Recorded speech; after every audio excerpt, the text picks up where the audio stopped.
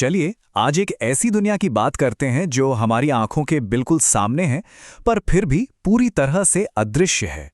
आज के इस विश्लेषण में हम उस डिजिटल ढांचे के अंदर झांकने वाले हैं जो हमारी आधुनिक दुनिया की लगभग हर भौतिक वस्तु को आपस में जोड़ रहा है। हम बात कर रहे हैं इंटरनेट ऑफ थिंग्स यानी आईओटी की।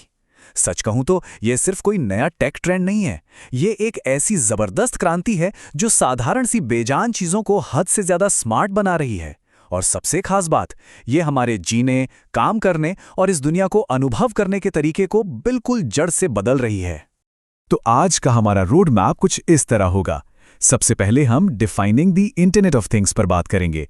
उसके बाद द बेसिक आईओटी आर्किटेक्चर को समझेंगे। फिर आएगा ब्रिंगिंग स्मार्ट होम्स ऑनलाइन, जिसके बाद हम variables and modern health care की तरफ चलेंगे। आगे बढ़ते हुए स्मार्ट ग्रिड्स एंड इंडस्ट्री को देखेंगे और अंत में लाइटिंग अप स्मार्ट सिटीज पर फोकस करेंगे। तो आइए सीधे कोर टेक्नोलॉजिकल कॉन्सेप्ट से लेकर उनके रियल वर्ल्ड एप्लीकेशंस तक का यह सफर शुरू करते हैं। Section 1, defining the internet of things. शुरुआत करते हैं इस कॉन्सेप्ट के बेसिक फाउंडेशन से, जहां हम बिना किसी भारी जैर्गन के इसकी मूल अवधारणा को समझेंगे। तो चलिए इसकी गहराई में चलते हैं। अगर हम टेक वर्ल्ड के भारी भरकम शब्दों को थोड़ी देर के लिए हटा दें, तो इंटरनेट ऑफ थिंग्स दरअसल उन भौतिक वस्तुओं या फिजिकल ऑब्जेक्ट्स का एक नेटवर्क है जिनमें सेंसर्स, सॉफ्टवेयर और ऐसी ही दूसरी टेक्नोलॉजीज पहले से फिट होती हैं। इनका मेन काम क्या है? इंटरनेट के माध्यम से दूसरे डिवाइसेस और सिस्टम्स के साथ जुड़ना और रियल टाइम में डेटा एक्सचेंज करना। एक तरह से ये रियल टाइम एनालिटिक्स और एम्बेडेड सिस्टम्स का एक परफेक्ट कॉम्बिनेशन है। ये डेटा ही वो नई ऊर्जा है जो इन बेजान चीजों में जान डाल देती है, जिससे वो हमारी जरूरतों को हमारे कुछ कहने से पहले ही समझ सकें। यहाँ इस इकोसिस्टम को देखकर एकदम क्लियर हो जाता है कि ये काम कैसे करता है। इसमें 3 मुख्य पिलर्स हैं: थिंग्स यानी वस्तुएं, पीपल यानी लोग और क्लाउड सर्विसेज। जब हमारे आसपास का हार्डवेयर और इंसान इन क्लाउड सर्विसेज के जरिए आपस में जुड़ते हैं, तो अनेकों नए यूज केसेस पैदा होते हैं। ये बताता है कि कैसे एक छोटे से डिवाइस का डेटा क्लाउड पर प्रोसेस होकर किसी के भी जीवन को आसान बना सकता है। ये सच में एक बहुत बड़ा बदलाव है, जहां हर फिजिकल चीज एक डिजिटल आइडेंटिटी पा लेती है। Section 2, the basic IoT architecture. अब जब आईओटी का मतलब साफ हो चुका है, तो थोड़ा अंडर द हुड चलते हैं और देखते हैं कि आखिर कौन सी मशीनरी इन कनेक्शंस को संभव बना रही है। यहां आर्किटेक्चर का एक रूल ऑफ 3 काम करता है। ये 3 अलग अलग लेयर्स पर टिका है। सबसे निचली सतह पर आते हैं हार्डवेयर, यानी वो सेंसर्स जो आसपास का रॉ डेटा इकट्ठा करते हैं, जैसे तापमान, रोशनी या मोशन। इसके ठीक ऊपर आता है आईओटी सॉफ्टवेयर प्लेटफॉर्म, जिसे हम इसका दिमाग कह सकते हैं। ये उस रॉ डेटा को प्रोसेस करके काम के लायक बनाता है और अलग अलग डिवाइसेस के बीच भाषा को ट्रांसलेट करता है। और सबसे ऊपर हैं आईओटी एप्लीकेशंस, जिनका अनुभव हम सभी अपनी स्क्रीन्स पर करते हैं। ये फिजिकल दुनिया से डिजिटल तक और फिर सीधे एंड यूजर्स तक का एक पूरा मुकम्मल रास्ता है। Section 3, bringing smart homes online. इस आर्किटेक्चर को समझने के बाद चलिए अब एक ऐसी जगह चलते हैं जिसे हम सबसे बेहतर जानते हैं, हमारा अपना घर। यहां आईओटी लगभग एक नॉर्मल चीज बन चुका है। अब यहां सबसे दिलचस्प बात यह है कि हमारा घर आज कितनी ज्यादा डिवाइसेस का एक बड़ा सा इंटरकनेक्टेड नेटवर्क बन चुका है। जमीन से लेकर छत तक सिक्योरिटी कैमरास, थर्मोस्टैट, लाइटिंग और लॉक्स, सब कुछ एक दूसरे से जुड़कर बिना रुकावट के बात कर रहा है। ये डिवाइसेस एक दूसरे के एक्शंस पर डिपेंड करते हैं। जैसे ही स्मार्ट लॉक खुलता है, घर की लाइट्स और थर्मोस्टैट अपने आप उस परफेक्ट टेम्परेचर और रोशनी पर सेट हो जाते हैं जो हमेशा से पसंद हो। है ना कमाल की बात? लेकिन रुकिए, बात सिर्फ स्मार्ट टीवी या वॉइस असिस्टेंट्स तक ही नहीं रुकी है। ये नेटवर्क ऐसे हिस्सों तक पहुंच गया है जिनके बारे में शायद ही कभी सोचा गया हो। मसलन लॉन की प्रॉपर्टी इरिगेशन और खिड़कियों के ब्लाइंड्स।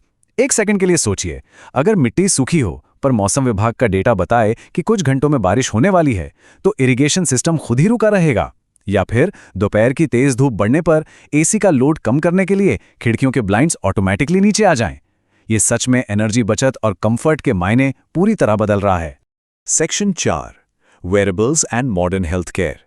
घर की दीवारों से बाहर निकलते हैं और उन डिवाइसेस को देखते हैं जो बिल्कुल हमारे शरीर से जुड़े हैं और आधुनिक हेल्थ केयर को एक नया ही रूप दे रहे हैं। और ये बाखूबी दर्शाता है कि मेडिकल मॉनिटरिंग किस लेवल पर पहुंच चुकी है। एक तरफ हम मैक्रो व्यू देख सकते हैं, जहां पेशेंट का पूरा मेडिकल डेटा लगातार क्लाउड के रास्ते मेडिकल प्रोफेशनल्स तक पहुंच रहा है। इसका मतलब है दूर बैठे डॉक्टर्स भी स्थिति पर हमेशा नजर रख सकते हैं। वहीं दूसरी तरफ एक माइक्रोव्यू है, जहां हमारे शरीर पर लगे स्पेसिफिक सेंसर्स जैसे स्किन पैचेस और बायोमैकेनिकल शू इनसोल्स हमारा ब्लड ऑक्सीजन, स्लीप पैटर्न और यहां तक कि स्ट्रेस और इमोशन भी ट्रैक कर रहे हैं।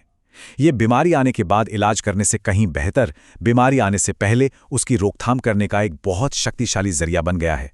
Section 5, smart grids and industry. Personal health care पर इतना बारीक कंट्रोल देखने के बाद थोड़ा जूम आउट करते हैं। देखते हैं कि ये कनेक्टेड डेटा हमारे इंडस्ट्रीज और ऊर्जा क्षेत्र को किस मैसिव स्केल पर बदल रहा है। यहाँ सबसे अहम पॉइंट ये है कि हमारे एनर्जी सिस्टम का पूरा स्ट्रक्चर कितना ज्यादा बदल रहा है। कल तक का सिस्टम एकदम रिजिड था।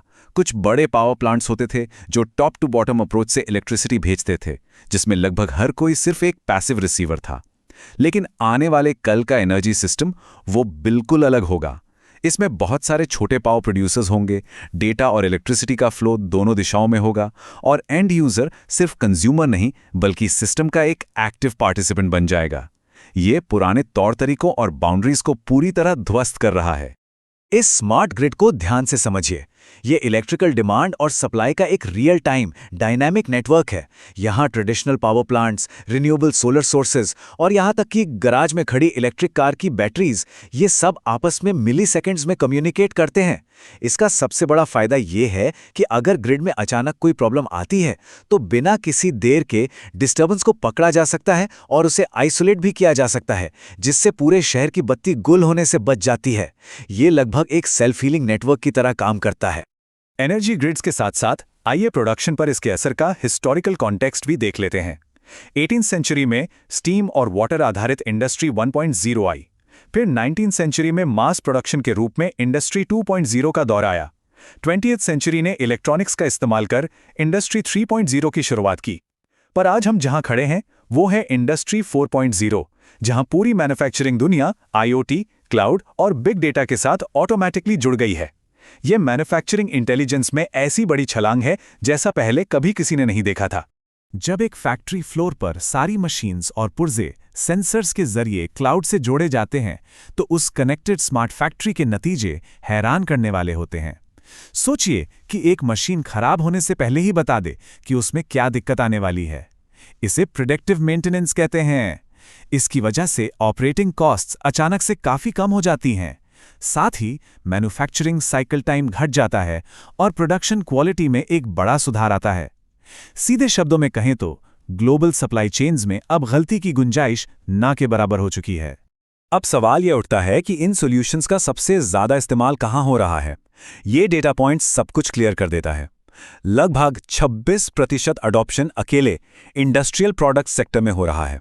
इसके ठीक बाद 12% के साथ इलेक्ट्रॉनिक्स और ऑटोमोटिव सेक्टर शामिल हैं। ऐसा इसलिए क्योंकि इन हेवी इंडस्ट्रीज और मैन्युफैक्चरिंग प्लांट्स में थोड़ी सी भी एफिशिएंसी बढ़ने का मतलब है करोड़ों रुपयों का मुनाफा और समय की बचत। Section 6, lighting up smart cities. Factories और घरों से निकलकर आइए इस विश्लेषण के आखिरी पड़ाव पर चलते हैं, जहां हमारे शहर एक नई डिजिटल पहचान बना रहे हैं। स्मार्ट सिटीज को हकीकत बनाने में एक बहुत ही साधारण दिखने वाली चीज का बड़ा हाथ है, और वो है शहर की स्ट्रीट लाइट्स। एक नॉर्मल स्ट्रीट लाइट जो कल तक सिर्फ रात को जलती थी, आज एक इंटेलिजेंट नोड बन चुकी है। इनमें लगे स्मार्ट LED सिस्टम्स आसपास चलने वाले लोगों और मौसम के हिसाब से रोशनी एडजस्ट करते हैं, जिससे एनर्जी बचती है। अगर बल्ब फ्यूज हो तो तुरंत automated fault notification system operator को अलर्ट भेज देता है। लेकिन सबसे माइंड ब्लोइंग बात यह है कि ये लाइट्स अब वायरलेस एक्सेस पॉइंट्स की तरह भी काम कर सकती हैं। यानी आपका सिंपल सा स्ट्रीट लैंप अब इंटरनेट डेटा सर्विसेज डिस्ट्रीब्यूट करने का एक इंटरनेट हब बन चुका है। कोई सोच सकता था ऐसा? अंत में एक ऐसी बात जो हमें और गहराई से सोचने पर मजबूर कर देती है। जैसे जैसे इस दुनिया की हर एक भौतिक वस्तु, चाहे वो एक छोटा सा सेंसर हो या शहर की स्ट्रीट लाइट्स, एक इंटेलिजेंट डिजिटल नेटवर्क का लगातार हिस्सा बनती जा रही है, उन जगहों या उन चीज़ों का क्या होगा जो पूरी तरह से ऑफलाइन रह जाएंगी?